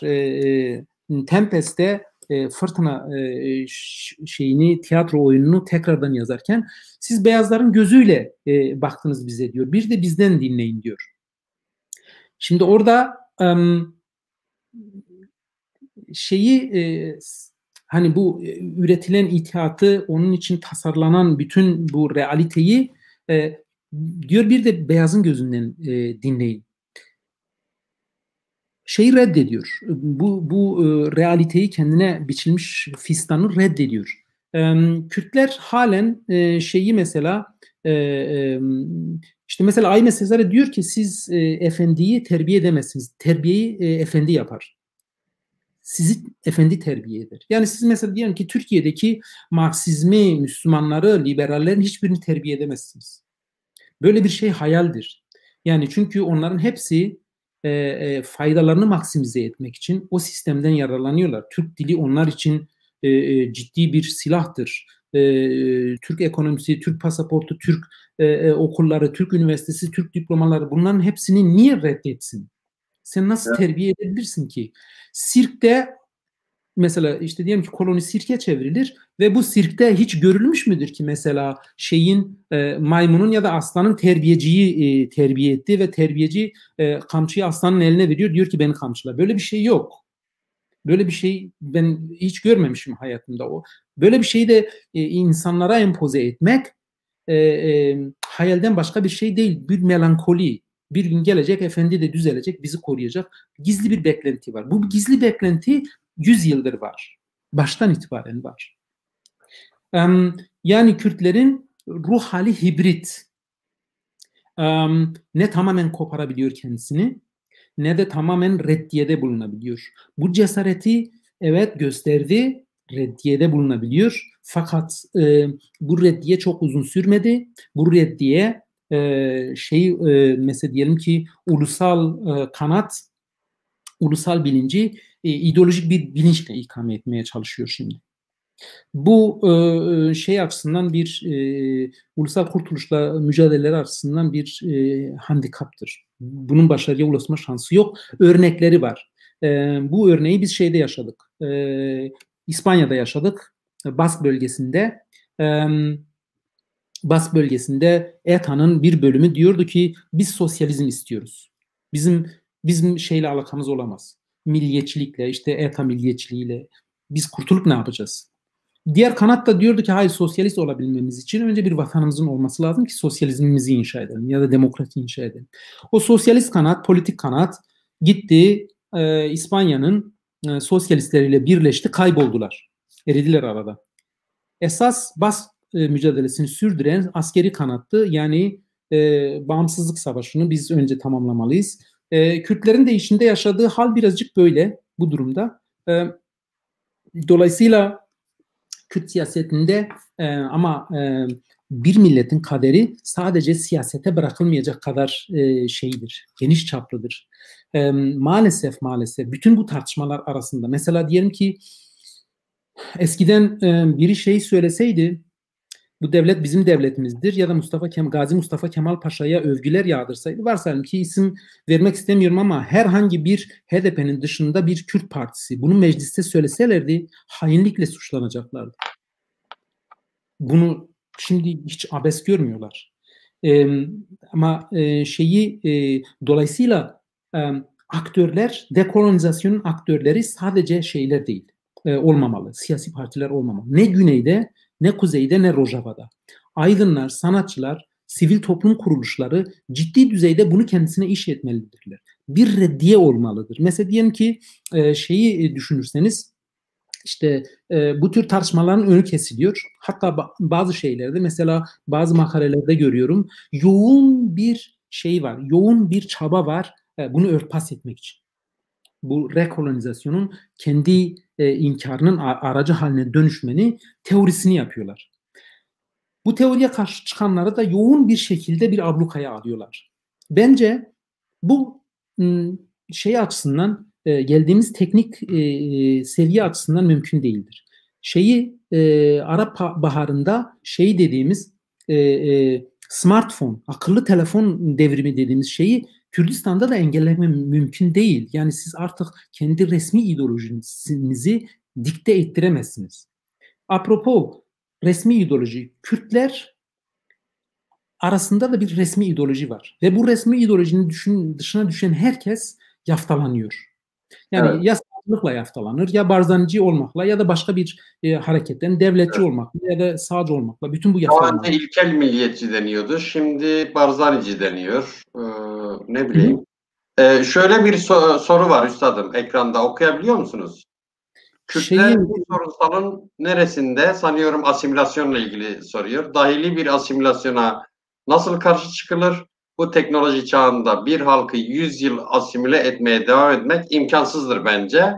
Ki imkanlıdır gibi gözüküyor herhalde. Ergin Openg'in onların Kürdistan'da yaptığı bir araştırma var. Kürdistan'da bırakın şehirlerde, kentlerde bile ikinci dil olarak Kürtçe geçiyor. Birinci dil Türkçedir. Bu vahim bir dil. Bu bizim için ciddi bir sinyal olmalı. Oysa ki özellikle Adıyaman değil mi? Adıyaman, Malatya, Elazığ, Erzincan, Erzurum, Antep. Onlar zaten öyle. Ama mesela diyelim ki Van'a gelirseniz çarşı merkezinde Hakkari'lilerin dışında kimse Kürtçe konuşmaz. Bu köylere kadar inmiş durumda. Prestijli ve imtiyazlı olan dil Türkçedir. Dolayısıyla da ekmeğinizi kazandığınız, kariyerinizi yaptığınız dil odur. Size başka bir kapı bırakılmamış. Asimilasyon mümkündür. Kürtler de asimilasyona şöyle karşılık vermişlerdi. 2 dillilik. Yani ben hem Kürtçeyi evde öğrenirim. Zaten devletin istediği sizden o. Konuştu evde. Ama ben aynı zamanda Türkçeyi de işte bir dili olarak, pazar dili ve dili olarak, kamusal alandaki dil olarak kullanırım. Bu 2 dillilik stratejisi geç Kürtçenin bir kolonyal hükümdarı olduğu için geç boğacaktır. Ve geç boğdu. 1930'lu yıllarda yapılan istatistiklere göre Kürdistan'da sadece insanların %30'u Türkçe biliyordu. Dersim'e geldiklerinde ise tercüman bulamamışlardı. Bugün Kürtçe konuşacak adam bulamazsınız. Evet. Bu asimilasyon süreci çok tabii ki sadece dil üzerinden değil. Davranış kalıplarınız, bu diziler üzerinden. Artık devletin gelip işte kelime başına 25 kuruş ceza vermesi gerekmiyor. Ya da size sizin bulunduğunuz evden akşam sizin evinize giriyor ve dizi izliyor. Yani sizin de yapılacak bir şeyiniz yok. Yani o dizi eğer ki alternatifi yoksa izliyorsunuz. Evet. Ve hiç farkına varmadan siz asimile oluyorsunuz. Salim Çelik bir şey sormuş üstadım. Evet. Okuyabiliyor musun? Ben okuyayım mı? Modernleşme sürecinde geç kalanlar diğer ulusların köleleri oluyor. Diyor, Kürdistan toprakları üzerinde Suriye ve Irak devletleri kurulurken Arap toplumu Kürt toplumunun çok mu ilerisindeydi? Dış kuvvetlerin Kürdistan'ın... Hayır, ben dış kuvvetlerin müdahalesini göz ardı etmiyorum. Tabii ki Araplar, hatta Türkler, Kütahya'da, Kastamonu'da, şurada burada Kürtlerden pek ileri değildi. Sadece evlerinde bir devlet aygıtı vardı. Bu devlet aygıtından devlet ulus yarattı. Uluslaşma sürecini. Bizde devlet yok, ulustan devlet yaratmaya çalışıyoruz. Böyle süreçler vardı. Tabii ki Araplar da ya da Sudan'da bir sürü kabile var. Afganistan'da bir sürü kabile var. Kürtlerin talihsizliği eski büyük imparatorlukların çatışma alanıydı. Rusya'nın, Osmanlı İmparatorluğu'nun, İran'ın ve 17. 18. yüzyıldan itibaren İngiltere ve Fransa, sonradan da şeyin gelmesi, petrolün bölünmesiyle Kürtler bölünmüş durumdaydı ve toparlanacak güçleri kalmamıştı. Çok geç kalmışlardı. Araplar içinse Araplar da önce köleli, mandaydı. Yani İngiltere gitmişti, Irak'ı kendi malı gibi kullanmıştı. İşte bilmem kaç yıl sen benim elimde bulunacaksın. Ama Araplarla Kürtler arasındaki fark, Arapların oldukça geniş bir yarımadada büyük bir çoğunluk olması, bir patlayıcı bomba olarak kendi karşısına direkt alamazdı. Ara çözümler olarak bunları bulmuştu. Nitekim Araplarla İngilizler arasındaki antlaşma hep Kürtlere hak vermeyeceksiniz. Hatta İngilizlerle Fransızlar, mesela Fransızlara Türkler diyorlar ki Suriye'de bir otonomi verirseniz biz ilişkilerimizi keseriz sizinle.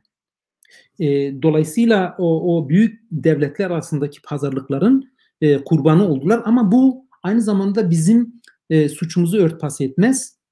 Aramızdaki toplumsal sözleşme eksik. Hala bugün de eksik. Biz bir türlü toparlanamamıştık. Kürt entelijansının da dediğim gibi erken kolonize olması ve ya Kürdistan'a bu tür tohumları çok erken ekmiş olmasındandır.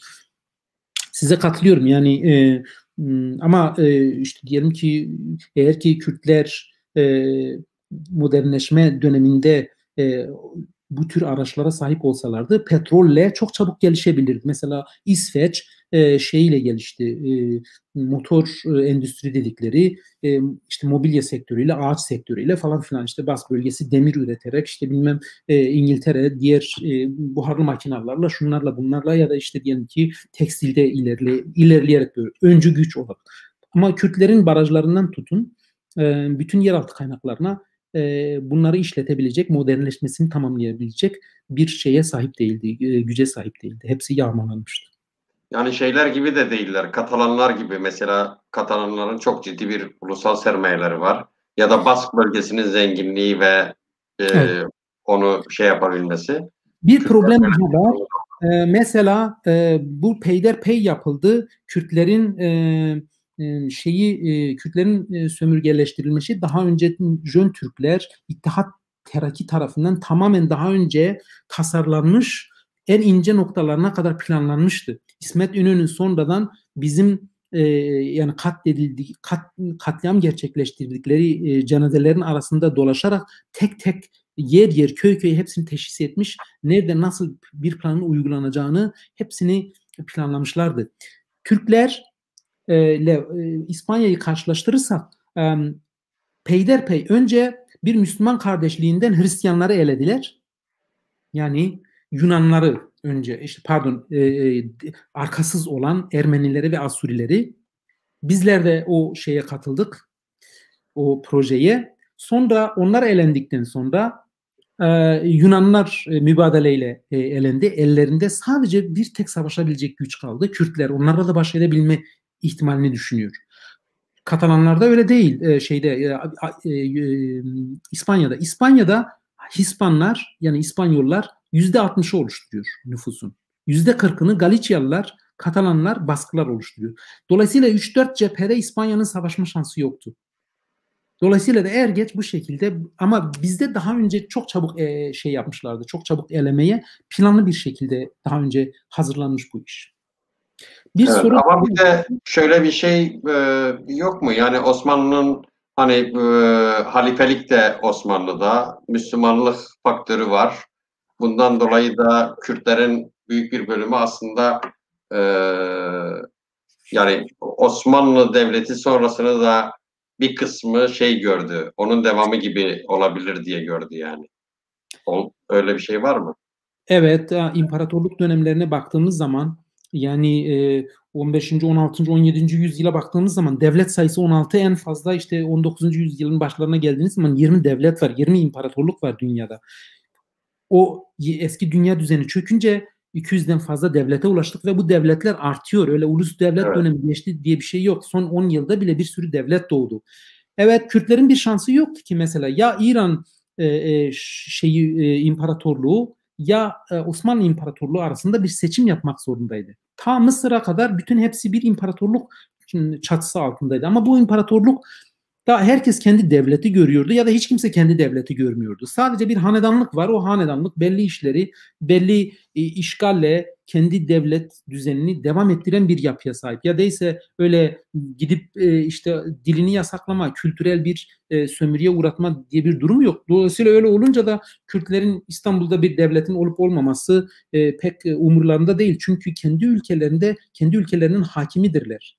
Yani yerel hükümetler var ve bunlar yerel hükümetler bütün işlerini yürütebiliyorlar ve belli ölçülerde bağımsızlar.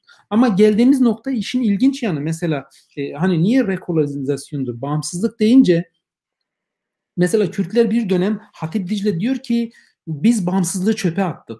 İskoçlar bize diyor ki biz sizi anlamıyoruz, niye bağımsızlıktan vazgeçtiniz?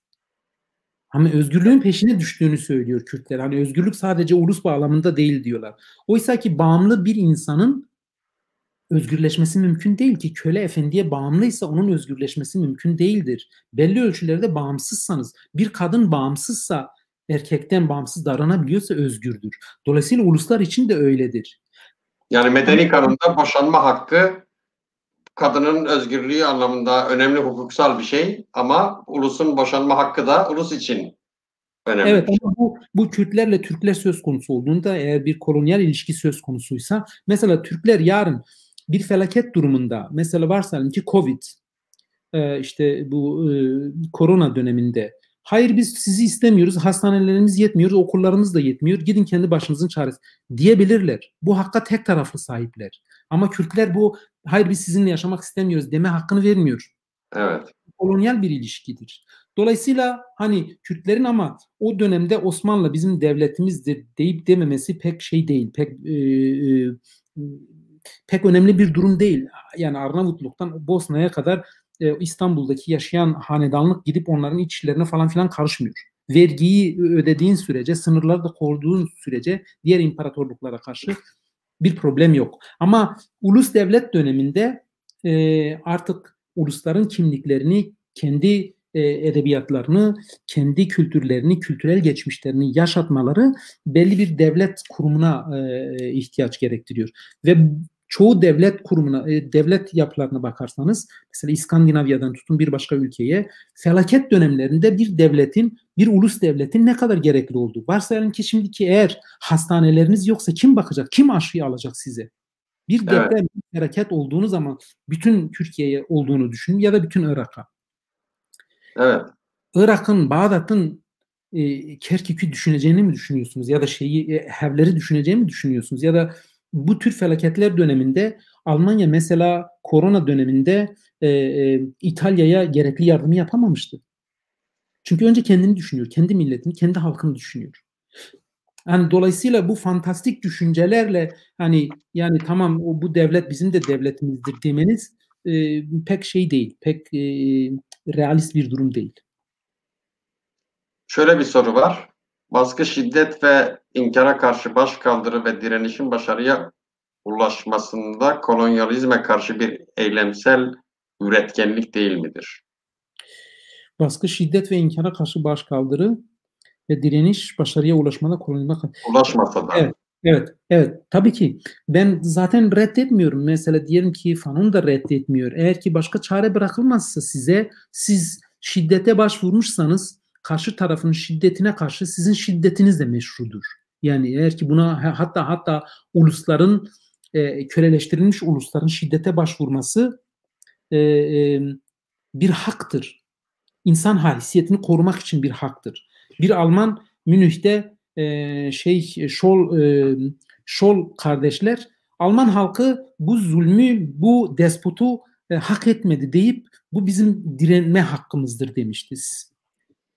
Sömürgelerde de öyledir. Direnmek sizin hakkınızdır. Fakat eğer ki siz onların sistemlerini, kurumlarını, baskı düzenini size hazırlanmış, tasarlanmış bu köle düzeni bir reddiyeye uğratmıyorsanız çok aşırı bir şiddet pek bir şey getirmez. Örnek olarak mesela Katalanlar 100 yıl boyunca tek kurşun sıkmadılar İspanya Cumhuriyeti'ne. Ama İspanya Cumhuriyeti mesela Basklar küçücük bir topluluk olmalarına rağmen %5'iydi sanırım İspanya'nın kan kusturdular Franco'ya ve rejimine, istibdat rejimine. Ama İspanyolların söylediği bir şey vardır. Eğer bizi bölerlerse Basklılar değil Katalanlar böler. Çünkü Basklıların ulusal bilinci çok yüksektir. 100 yıl boyunca Sabina Arana'dan beridir sadece Katalanca dili üzerinde yoğunlaşırlar. Kültürel sermayeleri üzerinde yoğunlaşırlar. Ve hangi hükümdar gelirse gelsin sizi teslim alamayacaktır. Askerleri dolaşabilir postallarıyla sizin sokaklarınızda, fakat ruhunuzu teslim alamayacak. Bizim yaptığımız şimdiki şu hal reddiyeden öte kabullenmedir. Evet. Bu İdeolojik kabullenme var. Yani evet, hegemonyayı kabullenme var. Evet. Eğer ki bu cumhuriyet sizin cumhuriyetinizseydi, o zaman sizin dünya kamuoyu önünde bu katliamları ispatlamanız, bunlara kabul ettirmeniz ya da bir halk olarak dünya sahnesine çıkmanız mümkün değil. Sizi kim kabul eder ki? Mesela diyelim ki eğer ki Türkiye Partisiyseniz, Türkiye'nin bir parçasıysanız sizinle bir çay içerler ama esas görüşmeleri AKP, CHP varken sizinle niye yapsınlar? Evet. Ama siz eğer ki böyle bir hayal varsa biz ideallerimizden vazgeçip Türkiye'leşirsek daha fazla taban buluruz. Bence Kütahya'nın, Kastamonu'nun, Bartın'ın bütün bu Türkiye'deki batı şehirlerinin sizi kabullenmesi tek bir şarta bağlıdır. Sizin onların düzenini kabullenmeniz ve ona itaat etmenizle mümkündür. Siz bunu yaptığınız sürece de bir problem yok zaten. Eğer sizin için bir Kürdistan problemi yoksa, sizin bir dil probleminiz yoksa, sizin kendinize ait bir kültür probleminiz yoksa, kaynaklarınızı kendiniz kullanma diye bir probleminiz yoksa zaten buna bir şey demezler. Size başbakan da yapacaklardır. O zaman da insan soruyor. Bu 40 yıl boyunca 70 bin insan niye öldü? Yani ki eğer ki... Bir de şöyle soru var üstadım.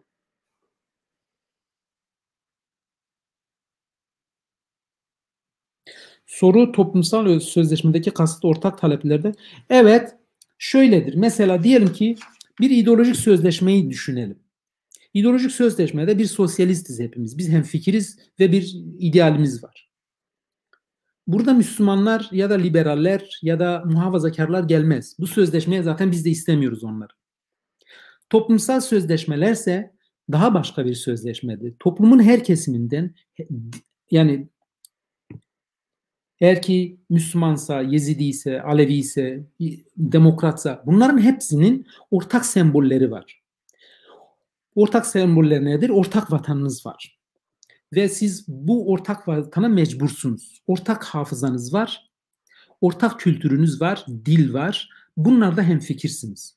Bunların dışındaki, bu kamusal alanın dışındaki kişisel, mesela diyelim ki feminist bir kişiliğiniz de var, demokrat bir kişiliğiniz de var, farklıdır. Fakat mesela sizi Kürtçeden kimse dışlayamaz bu toplumsal sözleşmede. Kürtçe ortak bir zemindir. Yani kimse istese de sizi dışlayamaz. Bu bir sözleşmedir. Bu ortak semboller etrafında hani mesela diyelim ki Nevroz bir tek sizin midir, benim midir? Ya da Şemdinli'de siz gidip Kürtçe konuşabilirsiniz. Japonca konuşacak haliniz yok. Diyelim ki Kürtlerin tarihsel olarak bütün birikimleri ne sadece ben ya da siz değilsiniz. Mesela bütün bunlarda müşterek bir akıl vardır ve ortaklaşırsınız. Hepsinin sembollerinde bunlar semboller, sembolik sermaye dediğimiz bunun şeyiyle oluyor. Ama mesela Kürdistan'da yapılan bu değil, ciddi düzeyde kendilerini aşındırma var. Hem sembollerini hem kültürlerini folklorize etme var. Yani Bir tezim daha var. Amaç araç haline dönüştürüldü. Yani amaç neydi? Kürdistan'dı. Şimdi demokrasiye ulaşma, sosyalizme ulaşma ya da bilmem dünyayı değiştirme aracı haline dönüştürdünüz siz orayı. Bence Kürtlerin ciddi problemlerinden biri de şimdi bu amacın araca dönüşmüş olması. Evet. Şöyle bir soru var. Şu süreçte Kürtlerin genel ve temel handikapları var mı? Varsa nedir? Evet, handikapları var. Mesela handikapları şimdi görüyoruz ki güney ile kuzey arasında uzun dönemdir bir sürtüşme, bir şişirilmiş sentetik bir ayrılık var. Bana sorsanız Kürtler Mahabat'tan Havler'e kadar, oradan Diyarbakır'a, oradan Afrin'e kadar Kürtler birdir. Kürtleri bölen kendi siyasetidir. Kürtleri kendi siyaseti bölüyor. Çünkü biz önce dedik ki mezo planda herkes kendi iktidarını maksimize etmeye çalışıyor. Yani siz her ne kadar makro düzeyde bir ulus projesi peşindeyseniz de herkes kendi partisinin en büyük olmasını istiyor. Dolayısıyla da çoğu kez Kürdistan'da maalesef idealistler yerine oportunistler ya da çıkarcılar olduğu için herkes kendi ideolojisini, kendi partini, kendi çevresini genişletmek, maksimize etmek oluyor. Dolayısıyla da kurda yem olmaktan kurtulamıyoruz biz. Bir vizyonere artık o vizyoner Mesih olmuyor. Bir Bismarck ya da bir bilmem Türkler için Mustafa Kemal, işte bilmem Mısır için bir Nasır falan değildi. Ama Kürtlerin şunu kabullenmeleri gerekiyor. Biz toplumsal barışımızı sağlamadığımız sürece başkalarıyla barış yapmamız mümkün değil. Yani içsel bir demokratik kültür, içeriye dönük bir demokratik kültür. Kesinlikle. Çünkü ulusal kurtuluş hareketleri biliyorsunuz hani böyle hani geçmişte aslında lider hareketleri, tek parti hareketleri ama günümüzün dünyasında bu mümkün değil böyle bir şey. Dolayısıyla Kürtlerin aslında gerçekten içeriden bir demokrasiye, kendi arasında dediğiniz, demin söylediğiniz gibi kendi arasında bir toplumsal sözleşmeye ihtiyacı var. Kesinlikle. Kürtler çok kültürlü, çok dilli, çok dinli bir toplum. Bu çok büyük bir zenginlik aslında bizim için, hepimiz için. Şimdi biz bunları kabullenmek zorundayız. Olası bir durumda ben isterdim ki nasıl ki Kürtler güneyde Irak'la, Araplarla bir federe devlet kurmuşlarsa kendi içinde de federasyon olmalıydı. Soranlarla işte Kurmancılar arasında, Goranlar arasında ve Ezdiler arasında. Kuzey Kürdistan'da da öyle olmalıydı. Rojava'da da öyle olmalıydı. Ama gene de biz birbirimizin diğer parçaların iç işlerine karışmamak koşuluyla her bir parçayı koruyacak.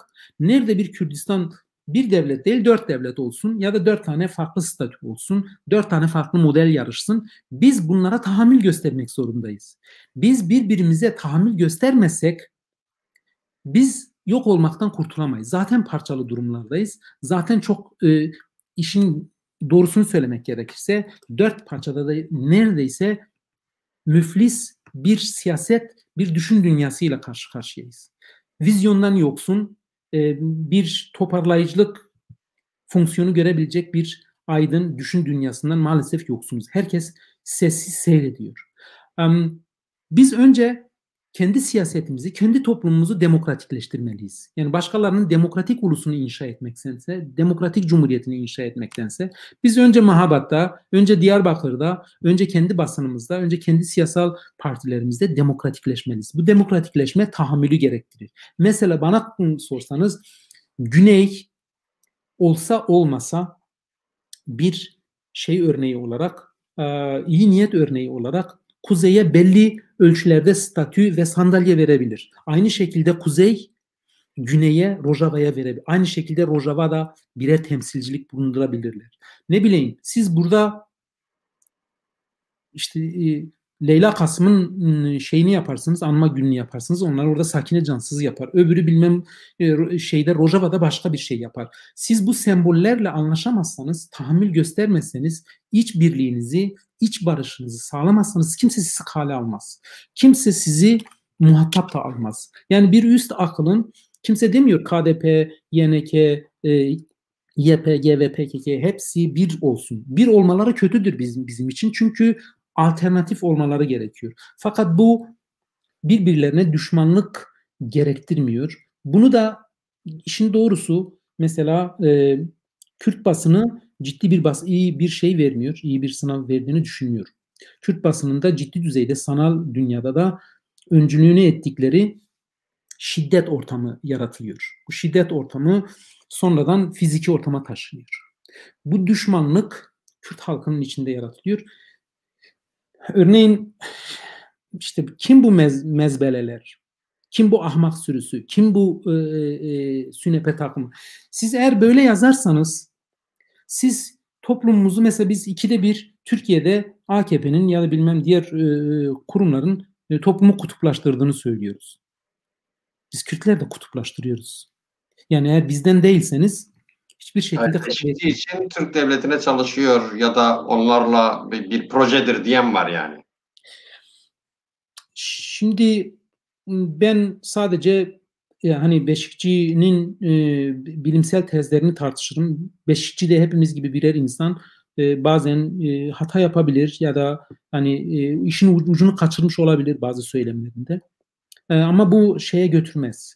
Bütün 40 yıl boyunca yaptıklarını iyi niyetini sorgulamaya götüreceğini sanmıyorum.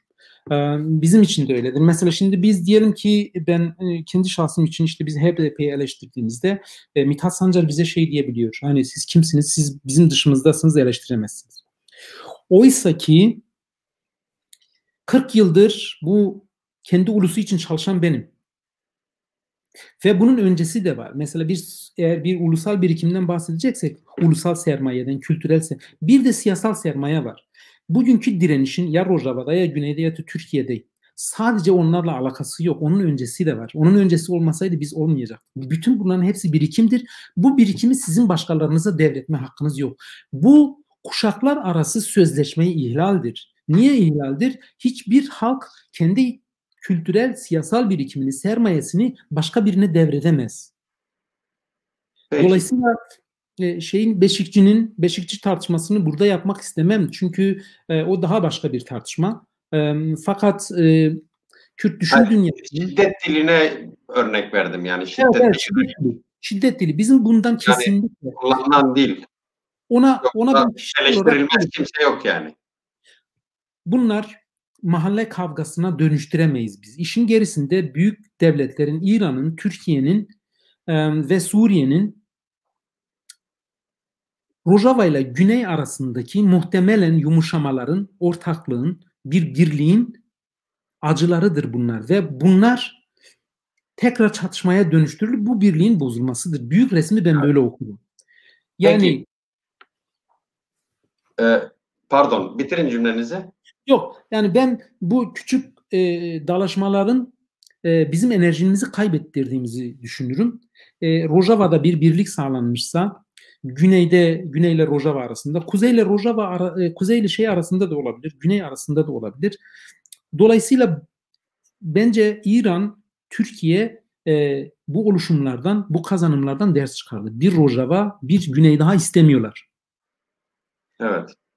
Ve onlar arasındaki yumuşanın NSK ile işte YPG arasında ya da YPG ile Havler hükümeti arasındaki antlaşmaların çoğu insanı rahatsız ettiğini, çoğu devletleri rahatsız ettiğini ve bu rahatsızlığı şey yapmak için bu rahatsızlığın dışa vurumu da şeydir. Kürtler arasında tekrar şey yapmak, savaş çıkarmak, çatışma çıkarmak.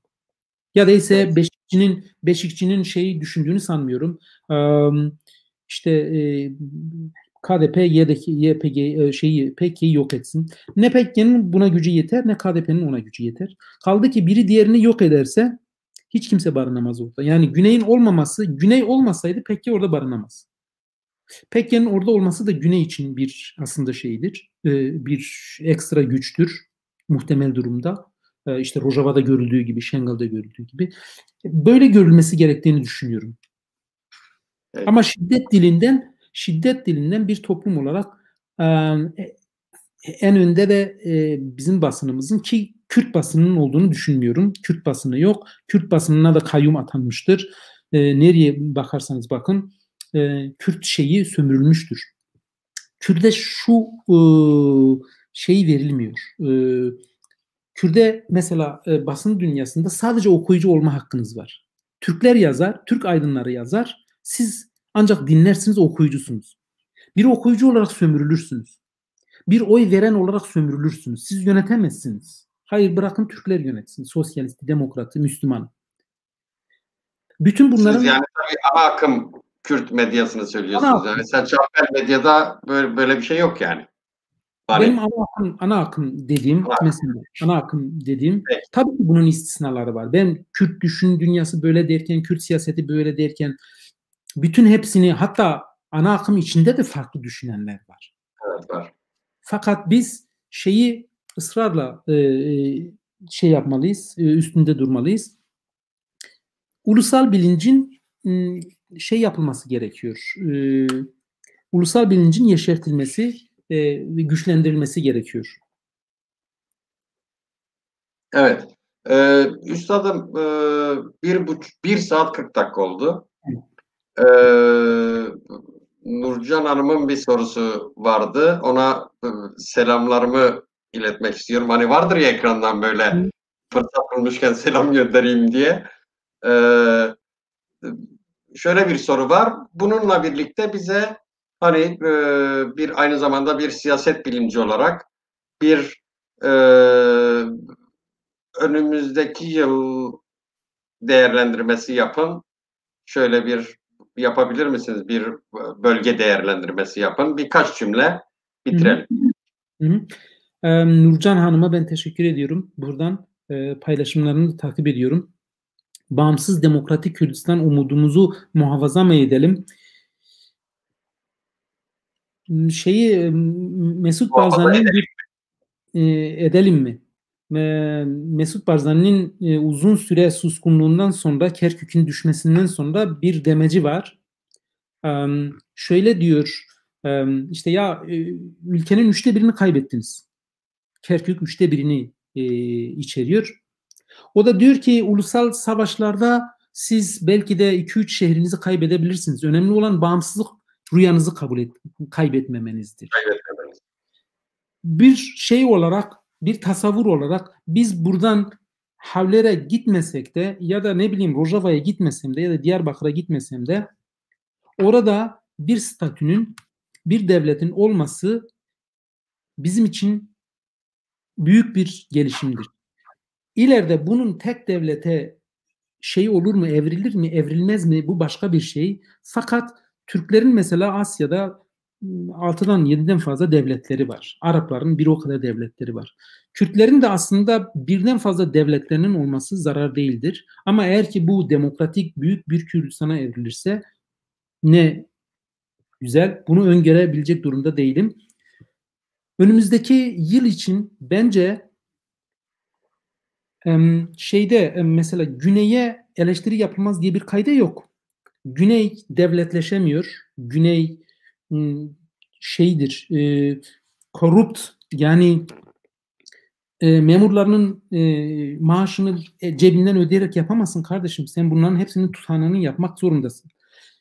20 yıldır devletleşmenin bütün gereklerini yerine getiremedin. Bir birlik oluşturamadın. Bir parlamentoyu sağlamlaştıramadın. Bütün bunların hepsi ne rağmen hem Güney'i hem Rojava'yı yeni yılda korumak gerekiyor. Her ne pahasına olursa olsun, iktidar düşer düşmez, değişir değişmez başka bir problem.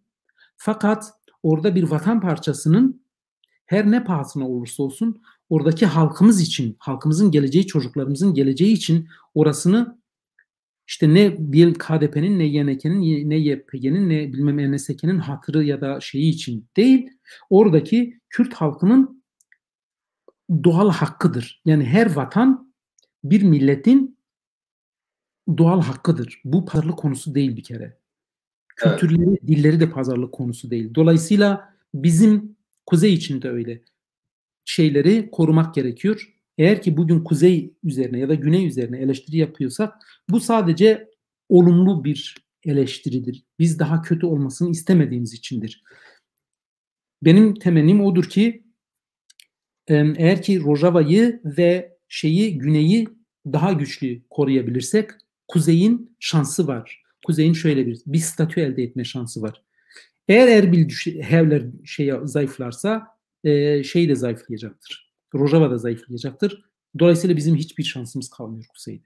Benim temennim smartphone devrimi dediğimiz şeyde Arap Yarımadası'ndaki devrimlere öyle diyorlar. Çünkü herkesin elinde küçük bir şey olduğu için örgütlenebiliyoruz.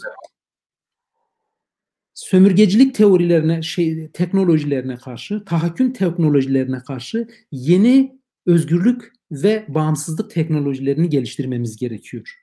Yani bu sivil inisiyatifler yaparsın şey üzerinden, internet üzerinden, smartphone üzerinden, podcast üzerinden. Yani o sivilleşme hareketini başarmamız gerekiyor. Dolayısıyla benim yeni yılda gençlerden büyük ümidim var. Reddiye en büyük silahınızdır diyorum. Teşekkür ederim. Kekşero. Teşekkür ederim. Sevgili seyirciler, Kekşero'yu aslında biraz zor ikna ettik bu programa çıksın diye.